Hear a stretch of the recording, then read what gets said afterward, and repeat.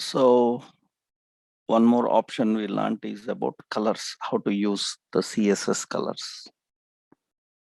And after understanding that, so in the CSS, we need to know about one more option, that is uh, how we can use gradients. So we need to learn about CSS gradients and CSS units, the basic gradients and units.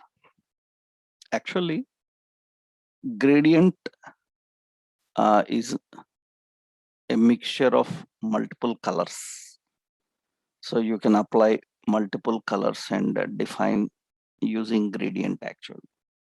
So we have two types of gradients. So one is a linear gradient, another one is radial gradient. So linear gradients are nothing but usually radial, right? Linear gradients are nothing but usually they will be from direction left, right, up and down. Radial gradients are usually from center. So how to use them, how we can apply them, we will see that. So first, in order to apply the linear gradients, we need background image actually. So we need to apply through background image. So here, first we are applying some background image. Suppose, so we have this paragraph and some content is defined.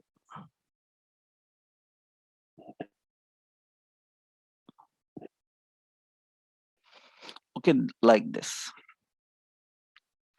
So now this paragraph is having some background color, and in the background color we have transparency, and behind that we have image.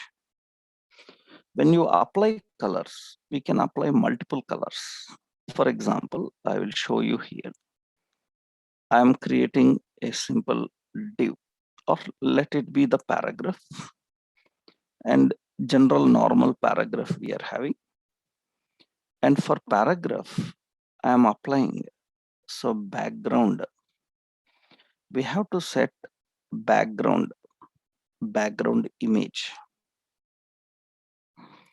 Background image, we have to define linear gradient, because the gradients must be applied as image, because usually gradient contains multiple colors combination.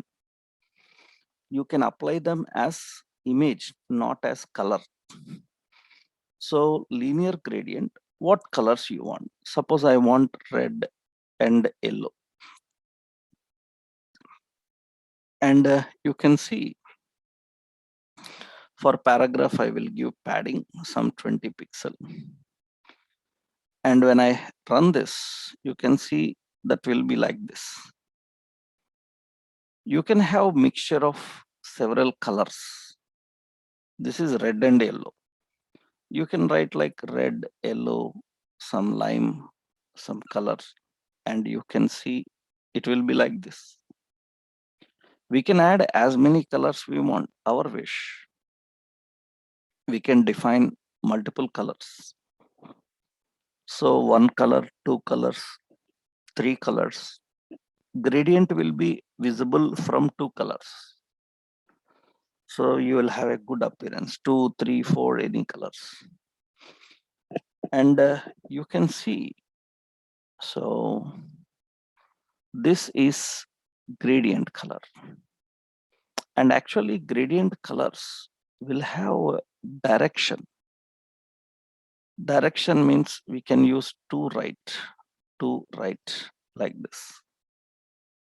That is the direction actually. Usually direction means you see left to right, it will be like vertically. That means left red color, center yellow color, right side green color, like that. So I can give right, so to left. That means red color will be right side, yellow and left. So you can say to top to right to top right. So you can write to top right like that. That means it will be in this direction to top right side.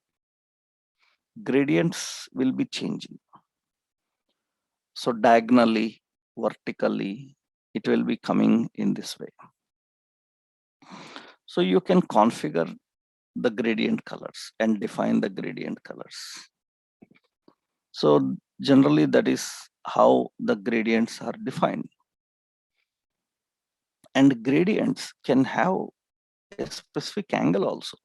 That means you can even write so specific angle like 60 degree. It will rotate to 60 degree. You say some 20 degree, it will rotate to 20 degree. You can rotate by specific angle. So you can also give alpha, that means transparency. So if any color you want transparency, you can give alpha. That means suppose you have red color and red a little bit transparency, then you can give RGBA. Not only color names, color codes, color shades you can give 255, 0 and 0 and 0 and 0 point some 4 like this. That means now red color will be little bit transparent in that. You see transparency of red will be increasing there, left side. I want like 0.9, then the transparency will be increased. You can increase the transparency. You can put color codes. You can define the color codes. And you can even give how much percent of every color can have by using a repeating linear gradient. Actually, so when you define here yellow, so yellow is given as 20% and lime as 10%, 10%, 30% yellow and this. And you can see, so we can adjust the color percentage. So that means the percentage. But actually, when you are giving the percentage, then the correct percentage of the colors can be applied only after here you see suppose 80% and it will be like this. For that, if you want to give colors with percentage, you can define simply an option that is, we call it as not linear gradient. We can use as a repeating linear gradient. Repeating linear gradient. So you can define that. So repeating linear gradient, you can give like red. You can give like yellow. Yellow, how much percent? 10%. You can give like green. Green, how much percent? 20%. Like this, you can define. This is for repeating linear gradient. It will display like this. That means it repeats your color. Your color. This also you can keep transparent. So instead of using color name, you can use RGBA. Right? This is actually linear gradient. Linear gradient. So the directions also same. If you want directions, you can define like to right, that is the direction. Then it will be like this now. So you can keep at any specific degree rotation, like so suppose 20 degree, it will rotate by 20 degree. You can change its direction how you want. You can keep the effects and options according to your requirement. That generally defined by using so these gradients. So we have linear gradients and radial gradients. You can, if you know linear gradient, radial gradient also same actually. Radial gradient, you give some red and green or red and yellow, and you can see radial gradient will be towards the center. So that means outline center. You can have multiple colors, like suppose I say lime, and you can see the third color will come like this towards center. Radial gradients are defined in this way. It depends. Here also you can give percentage. Here also you can give repeat radial gradient, how much percent you want. That means here also you can give repeat radial gradient, repeating radial gradient, and you can give the percentage of yellow. So it is 40%, lime is 20%, like this. This is the repeating radial gradient. It will be like this. You can add in different ways. But remember, gradient colors are not applied as color. They are applied as image. We have to give a background image, and through that background image, we need to display. That is actually gradients. How we can set and work with the gradient colors. So we have radial gradient and linear gradients. They are defined by using background image.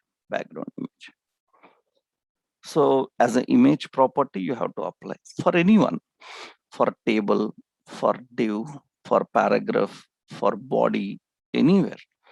You have to apply as background image. Even for buttons also you can apply. Right? That is one important about colors. So you have seen that colors in CSS, you can give color name. We can give hexa code, hexadecimal code, and we can give RGB. We can give RGBA. So linear gradient, gradient, and radial gradient. These are all different types of colors that you can apply to the content. Next, important, you have to know about CSS units. So units are measurement units for width, height, positions, and all this. Actually, in CSS, units are categorized into two types. We have absolute units and we have relative units. Difference is, generally, absolute units are direct units. That means directly apply to element. Relative units are applied based on parent element. That means according to parent element, the size will be adjusted. So that is what actually relative units are. Absolute units directly applied. And so many are there. Generally, the best one to give while presenting on screen is, we have PX. PX is for pixels. That is the best one. Pixels. But we have other units. like centimeter, like millimeter, like quarter meter, Q for quarter meter, IN for inch, PC for picas, PT for points, PX for pixels, like this. So these are all the units. Actually, these we use according to situation, but on screen, the best one is pixels.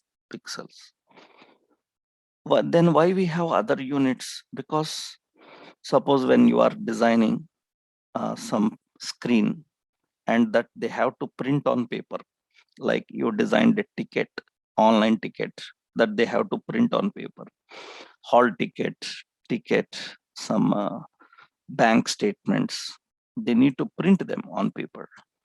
In that case, when it goes on to paper, we have to take care about measurements that suits the paper.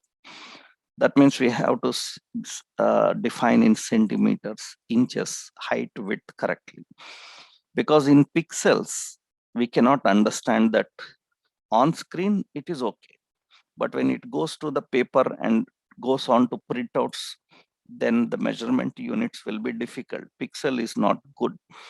So for that reason, we have to keep in that centimeters, millimeters, like that. Actually, so we have to define. Centimeter means cm is centimeter. 1 centimeter is nothing but it is equal to 96 pixels divided by 2.54. So that is actually 1 centimeter. That is how browser takes the measurement actually. So you just directly give 1 cm, it will take 1 centimeter. But 1 centimeter is equal to 96 by 2.54. That means suppose you have 96 divided by, so 2.54. That means approximately 37 pixels. That means it is equal to 37 pixels actually. Directly, we can write 37 pixels. But when we are designing for papers, it will be confusion with pixels. So that is the reason we always define by using these centimeters, inches and all. And actually, the centimeter means 1 centimeter means 37 pixels, like that. Similarly, millimeter, actually 1 millimeter is nothing but, so 1 by 10th of centimeter, 1 by 10th of centimeter. Like that, quarter meter, that means 1 by 40th of centimeter. Inches is nothing but 1 inch is equal to 2.54 centimeter. 2.54 centimeter. That means 1 inch is equal to 96 pixels actually, 96 pixels. That is inches. Picas are little bit larger. So picas is nothing but, actually picas is nothing but, we write 1 pc. 1 pixel is equal to 1 by 6th of inch. 1 by 6th of inch, little lesser than inches. And point means 1 by 77th, 1 by 72nd of inch, very small. And pixels are very small. That means actually they are 1 by 76 of inch. 96 of inch. 96 of inch, very smaller. That means if you want minor adjustments, then you have to give it pixels. And on-screen presentation, better go with pixels only. If you are trying for printing, so, and others are printing on a paper or a card or something, then you can go with inches, centimeters, millimeters, like that. Usually it will be in inches and centimeters regularly when it goes to print out.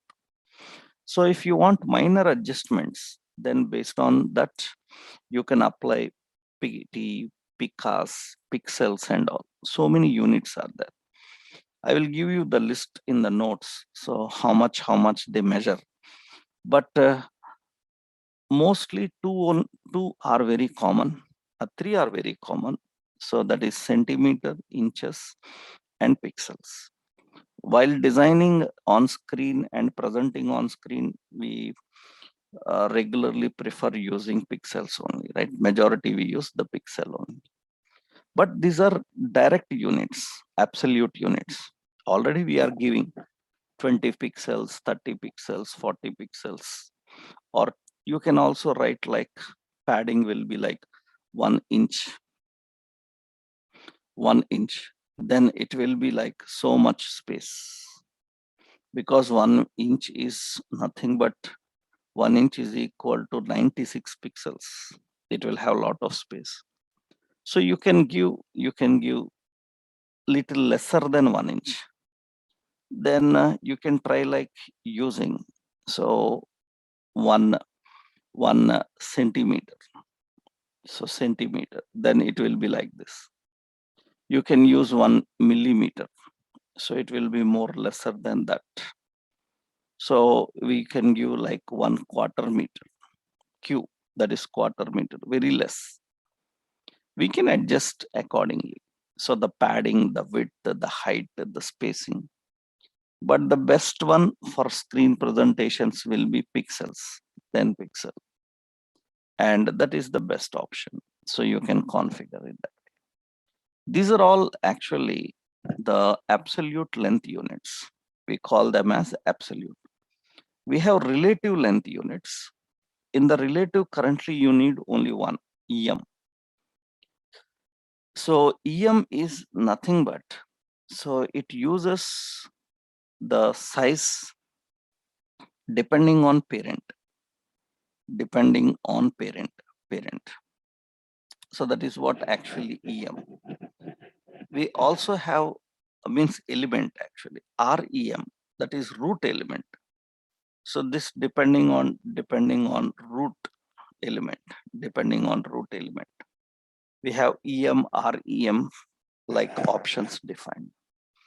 Generally, these are nothing but so used for applying the effects based on parent and child actually. Suppose here we are writing some effects. Parent and child means I will show you here.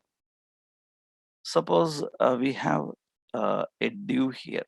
Okay. So div, we have a heading, or simply in the div I given as so web technologies. Okay. In this we have unordered list. So list item, some HTML and list item CSS. Like this, list item like JavaScript. We have this.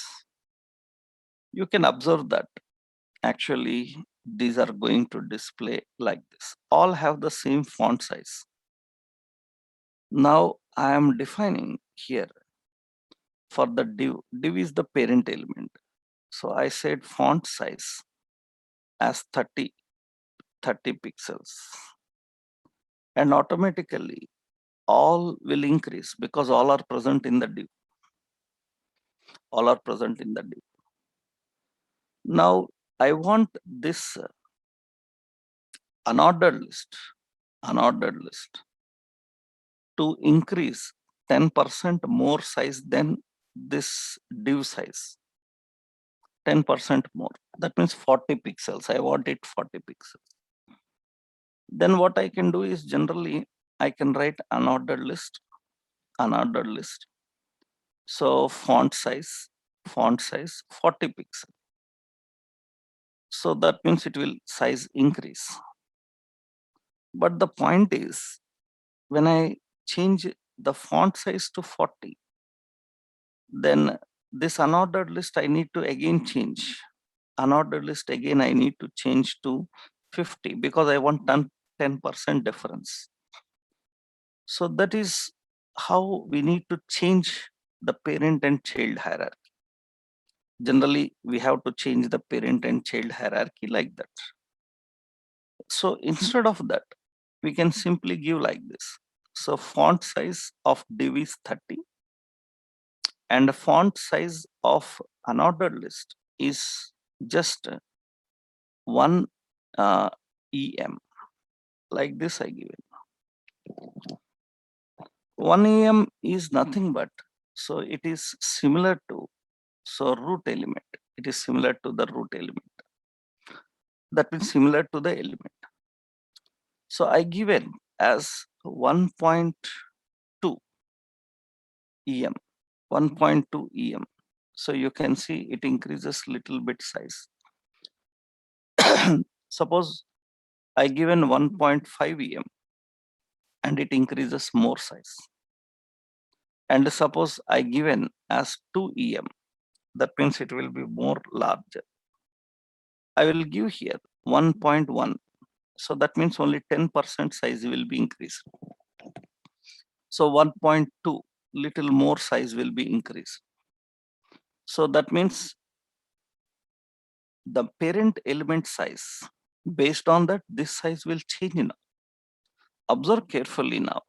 If I change the size of font as 40 pixel, you don't need to change for unordered list.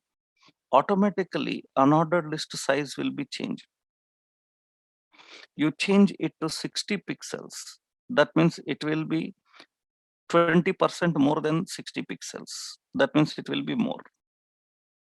That means automatically when you change the parent size, it will affect the child size, because child size is not absolute size. Absolute sizes means pixels, inches, centimeters, picas. These we have to use as absolute. If I give absolute, then div size will be different, unordered size will be different. So that is the reason we have to define these relative units. Relative units advantage is they will automatically change according to the parent element. So depending on the parent element, they are going to change it. So they will change as per the parent element. That is possible with the help of this. So that means now what we can do is we can change according to the parent element using this. You can use REM, that means the root element size. Root element is body, not this. That means not this div, because root element is considered as the body section. That means in the body, what size is there? It will take that. That means suppose we have body, that is the parent for all of them. And body font size is 30 pixels, is pixels. It will be, so 1.2 of root element. It will be 1.2 of root element. In the body, we don't have directly any content. Suppose I say welcome. So welcome, I am writing here. I am writing here. So based on that, the size will be adjusted. You can add that and you can configure that. EM is nothing but EM is going to change according to its parent element. And REM is going to define as root element. Root element. So that is what actually we have these two options. So relative units and all. And in relative units, you have some more, which you will see while learning responsive design. Like you have work, viewport height, viewport width.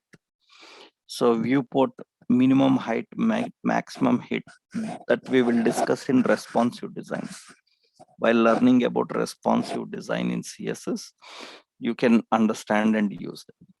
Initially, relative units, we have EM and REM. And absolute units, inches, centimeters, picas. So font size, borders, width, height, anything you can define through these measurement units. So you have to know about these measurement units. Another important while working with CSS, remember these are all the major points in CSS, even which are asked in interviews for a fresher actually. So you need to have a perfect knowledge on that. One more thing regularly you will see in interviews asked is about CSS rules actually.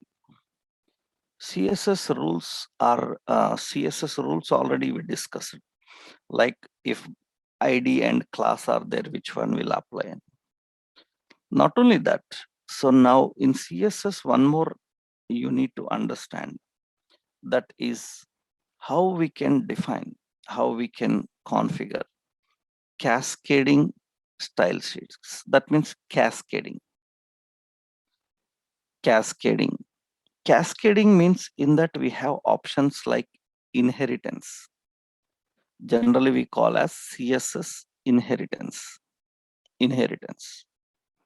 CSS have inheritance options. Inheritance advantage is nothing but they will allow you to use the styles. They will allow you to use the styles. So, and implement the styles without writing the styles again and again, extending the styles. But for reusability concerns and all, generally we use another concept. So I will tell you, which is called SAS and less like options. As of now, if you want to understand these CSS rules, so you need to know about the basic cascading styles. What are the cascading styles? Actually, cascading styles are nothing but when you are applying the styles, you should know that you have options. You see, are applying the so when you are configuring the effects, suppose we have a heading, so web technologies, and we have some paragraph. So welcome to web. So something like this. Now, here we are defining the effects for heading. For heading, some color as border as some 2-pixel solid. So some padding is 20 pixel. Like this, we are defining. This is the color for the heading we applied. Now for paragraph, when you are applying some effects for paragraph. So here, if you want the effects to apply, so because paragraph and headings are different elements inside the page. They are different elements inside the page. And when they are different elements in the page, usually what happens is we can apply the effects and configure the effects. Like suppose I want color. Generally, we are giving color name. Instead of color name, actually additional attributes will be there. Those attributes are nothing but you will have an option like initial. You have an option like inherit. You have an option like unset. Initial, inherit, unset. These are the important options you need to understand. That means while applying CSS, we have initial, initial. We have inherit, and we have unset. These three are important. So when to use them, that is also the major part. So when to use them. Generally, for example, so you have heading, paragraphs and all. Suppose I given for the parent, this is body. For body, we are applying all this. That means for body, I given as color, border, padding. So it will be like this for entire body. But for paragraph, so what you applied for body is applied to the heading and paragraph also. So now I will go to the paragraph and I will say that I don't want paragraph to use these effects. then all effects we can say unset. That means all the effects of body are applied to the paragraph also. Unset indicates that, so it will not apply them. But here you see it is not applying, but color is there. Actually, border is not there. Previously also we don't have that. But you have to define these effects and apply these effects. So in such a way that, so you can see the clean difference of which one is um, inheriting, which one is unset. We have to correctly understand that. I will show you, so to clearly make you understand about the point. Actually, what you have to do is, see, inheritance have three options: initial, inherit, and unset. Initial means it adopts the parent effects. What parent effects are given? So that is actually inherit. Sorry, inherit adopts the parent effects. That means it is going to use the parent effects. Initial means it defines default style, default style. And unset means it removes the styles. So that means it removes the styles. Actually, earlier we have an option revert, but in the latest version, we don't have this revert. From latest version of CSS, they are gone. They are gone. So we can apply only these three options. So we can configure and define these three options. I will show you a simple example. That means how it is going to handle. That means, for example, so let's see, we have this body, paragraph, and all these options. Let's create a simple parent child here so that it is easy to understand. Suppose we have body section, in that we have P, this is para 1. We have another paragraph, para 2. And for this paragraph, I am applying a class called effects. Effects is a class. Okay, initially, what we are doing is, here we are applying for paragraph. So for paragraph means all paragraphs. For paragraph, I am applying background color, some red. Okay, color some white, and border as 2 pixel solid. So that is border. And we have margin like this. And margin some 5 pixel or 10 pixel, all directions. So that is paragraph. That is the parent. For the parent means all paragraphs it will apply. And it has some padding. So padding also 20 pixels. That is working for that. Okay. I don't want second paragraph to adopt those effects. Because you applied for paragraph, it will work for all paragraphs. Because you are using a type selector. And I don't want, so the second paragraph to use all the effects. Then here I am writing as, so class, that is effects. And you know that between type selector and class selector will be affected. Now you see here, in this I am writing, so margin to inherit. And I am writing padding to inherit. And I am writing border to inherit. That means margin, padding, border are inheriting. Background color and color are not defined at all. That means you can see here. So you can observe here. Background color and color are applied. Background color and color are applied. And these two are applied. And these are to be implemented as same. But depending on requirement, suppose if you say inherit, first we will see all. I will say unset. Unset means all effects, whatever are there, removed. That means it will not have those effects. So that means it will unset that. You can give any specific also. For example, I given color unset. That means the color is removed. So that means only the color is removed. Rest of all options are applied. Rest of all options are applied. Only color is removed. That means you can define anyone. Suppose we have border unset. That means remove the border and keep all other effects. That means we can define which effect we want.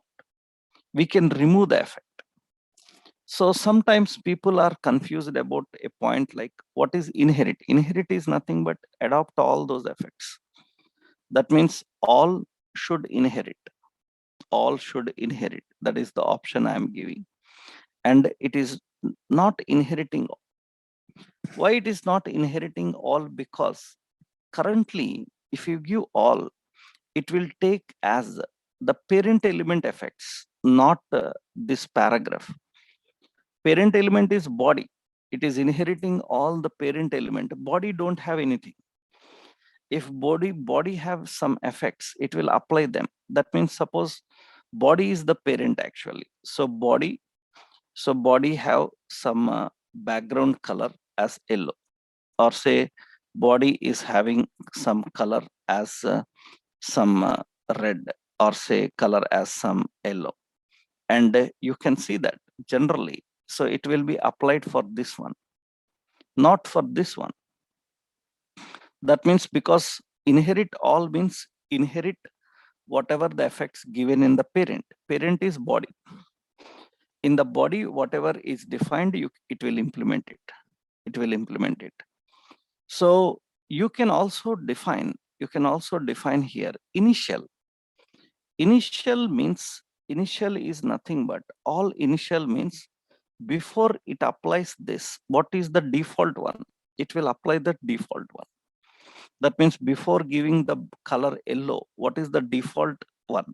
The default one is black. It will give the default. That is what initial. Initial means it will give the default. Inherit means it adopts the parent. Adopts the parent. That means I said all inherit. Inherit means it will adopt the parent effect and it will use that yellow color here. That means if I change the color to some blue, so blue, that means automatically it will affect that color. So it is going to adopt that and it is going to use it. If I don't want to adopt, then I can say initial. Initial, it will set the initial, or you will observe that. So inherit means it is accessing that color and using it. But you can observe unset. If I say unset, then it will remove that effect. Now see, many times people ask the question like, sir, unset and inherit both are working same. Unset and this are not working same actually. What does unset means? It will remove the effect and adopts the default actually. Adopts the default. It removes the effect and adopts the default. So if it removes and adopts the default, then it obviously looks like normal. That means what you can do is, suppose I will clean all these up. So you see simply, so if you have to set unset for paragraph, we have background color red, and for color we have given white. Okay, for border we have given 2 pixel solid, some black like that. And margin, so I am giving inherit. And actually the margin, body have a margin, 20 pixel. That means it will inherit that margin. It will inherit the margin and it will use for the paragraph. So up to that, everything fine. That means you can see that the margin for paragraph is applied for what is defined for border. Now for the second paragraph, which is using effects, for effects, what I am doing is I am writing here. So all the effects, that means all, say unset. When you say all unset, that means second paragraph is not having the effects. Suppose I said all as initial. So all as initial, you can see initial also have same. That is the reason people have a confusion, like initial and unset both are same. No, initial and unset both are not same. Actually, initial means it will apply the default effects. So, and unset means what happens is, unset means it will clean up the effects. After cleanup, what will happen? It will clean up the effects. After cleanup, what will happen? What do you say? It will clean up the effects. After cleanup, what will happen? So generally after cleanup, it will put the default effects again. So that is the reason initial and unset looks similar. But initial and unset are not similar. Both are different. Initial means directly it will apply the base color, base effects. And unset means it will delete the current effects and apply the default. Two works are happened. The point is later when you are dynamically controlling this with JavaScript and jQuery like things, JavaScript and jQuery like things, in that case, so we have to remove the effects. So you can do that by using this unset like options. So in CSS, three are very important.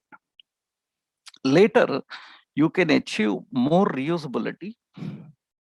You can achieve more reusability with the help of concept called Sass and less.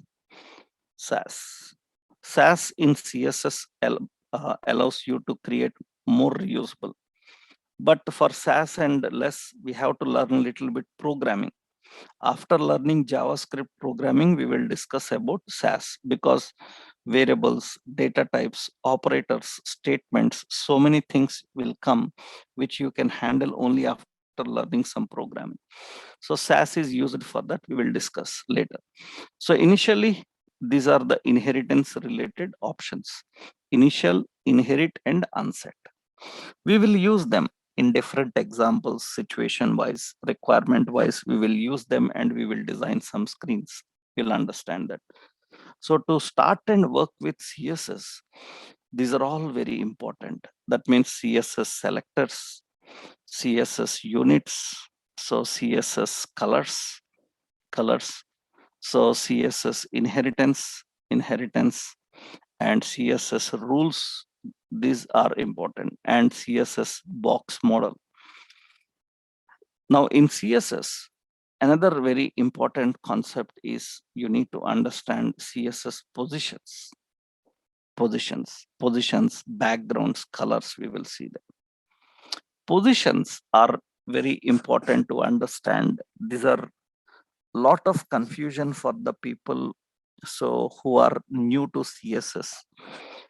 But if you carefully learn the points and understand the points, it's very easy to understand the positions, because many people who learned CSS from YouTube or some websites and all, so when we ask the questions about the positions related concept, they have a lot of confusion, because these websites and all YouTube, they will not tell you correct point about the position. They will just tell you examples on positions. Examples on positions are good, but so for a learner, he cannot understand the concept if we don't give the basic point about it. Directly examples on positions you will see in CSS. Many people will explain on YouTube, on websites and all. But that is not satisfying for a fresher to understand. He will be very confused with it. So some basic points you have to know. What are those? I will tell you. See, now in CSS, positions are defined by using position attribute. Position, you will have static. Position, you will have absolute. Position you will have relative. So position you will have sticky. Generally, when you are defining the positions, when you are configuring the positions, actually positions you have, so static position, so absolute position, relative position, sticky position, and fixed position. What does that means? I will clearly tell you. So what does that means and how to use them? Actually, these are very important to understand. So here I will give you, suppose we have a div. Inside the div, so we have a paragraph or some content is defined. So this is a paragraph or some paragraph we will paste into this. Inside the div, we have some paragraph. Okay, copy. Some paragraph is there. We are copying that paragraph and using it here. And inside the div only, we have aside, something aside. So in that we said some 50% off, some like. Now what I am giving here is for the div, I am giving border as 2 pixel solid, and that's, and we are configuring that. So this is the div, and we are having some 50% off. Now position is nothing but for aside. So here we are giving aside. For aside, I'm giving width as some 100 pixels. And for aside, I'm giving as some background color as some yellow, like this. That is, aside is having the color 50% off. Okay. Now the first position you need to understand is static. Static position is default position. That means what happens is element is placed according to its flow. Element is placed according to its flow. So according to document flow, and important is it is not affected by left, right, top, and bottom positions. It will not change its position. It will be according to document flow. That means for aside, I am giving position as static. If I give position as static, there is no change because by default it is static. Suppose I am giving right 10 pixel, and you see, and top as 20 pixel, and you can see that right 10 pixel, top 20 pixel, so it is not affected. That means it is according to the flow. Observe. So it is in the div after the paragraph according to the flow. That means first paragraph came, after that aside. So it is same. First paragraph came, aside. It will be according to the flow. It will not change. It will not change the position.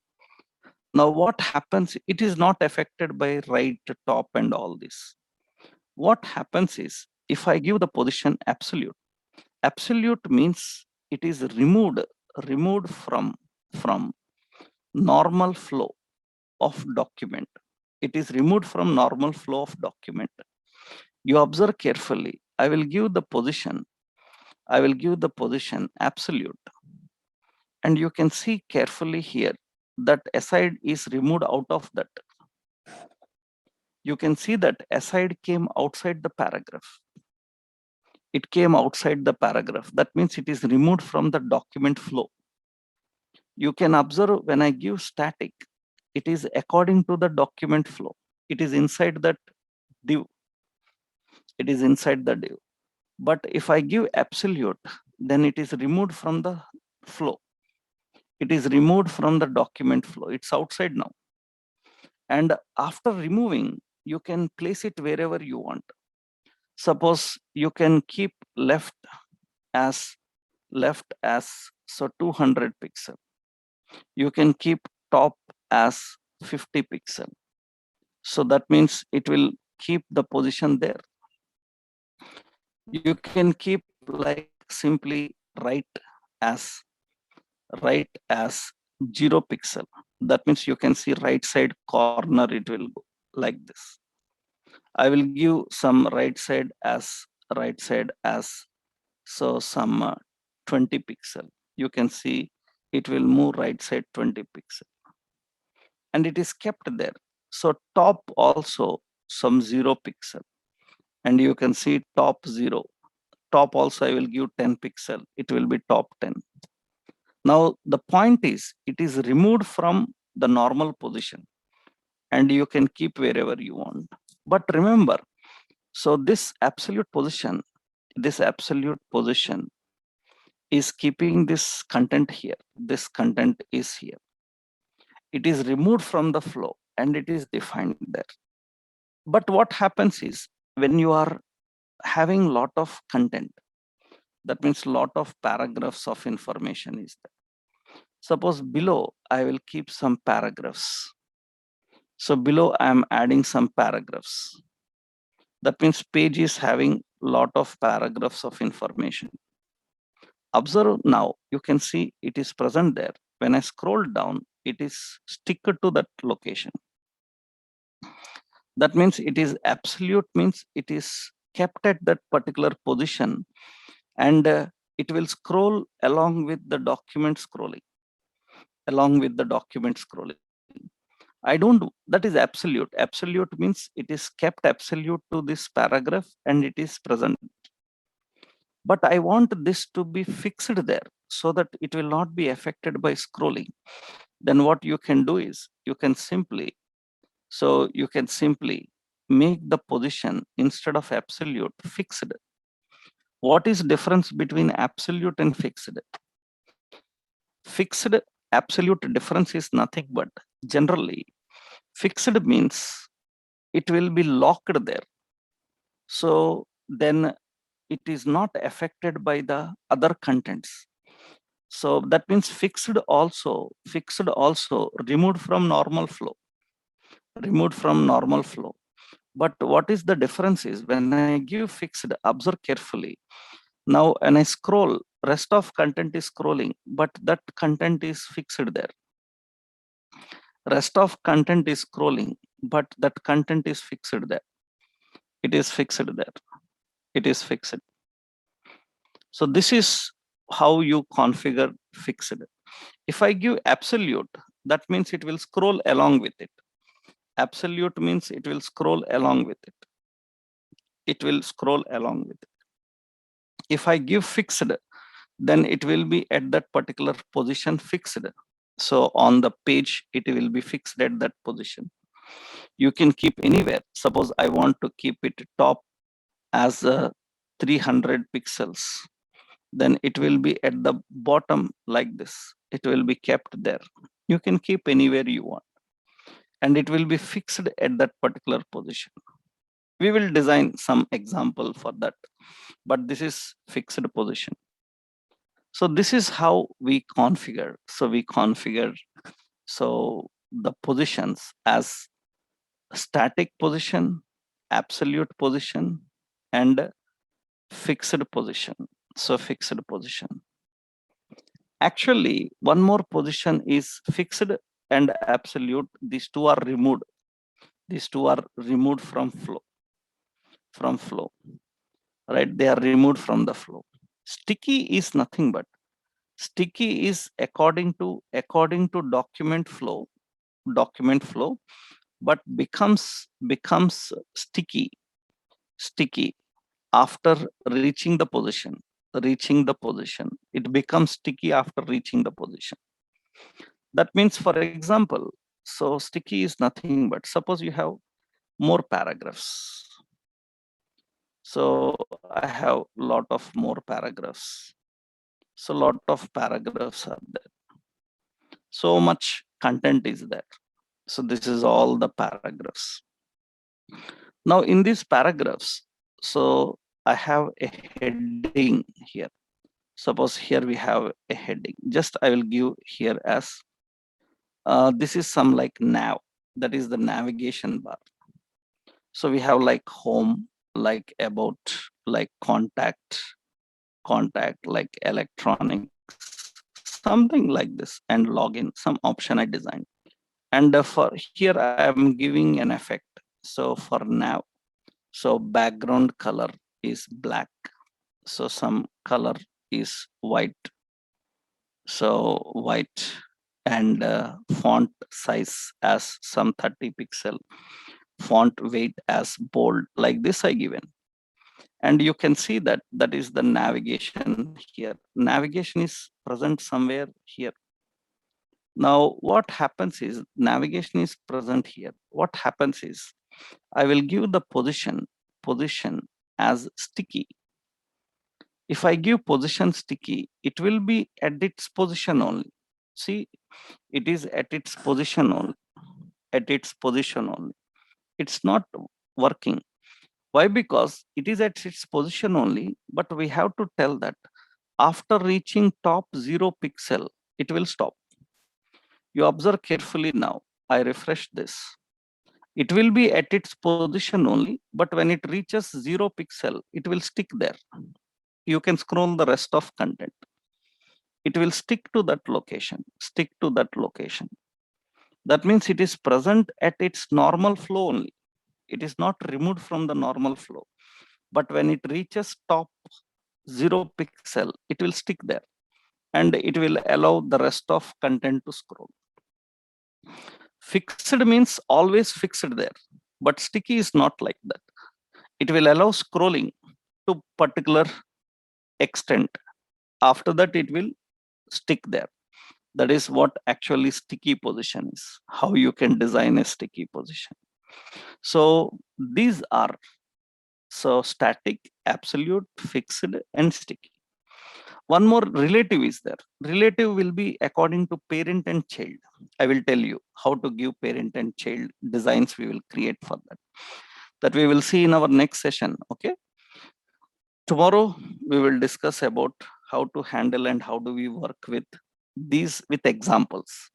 That means with positions, some examples I will give you so that you will get more clarity. And we will discuss about how to use relative positions and work with them. Tomorrow we'll continue with that. Okay. Right.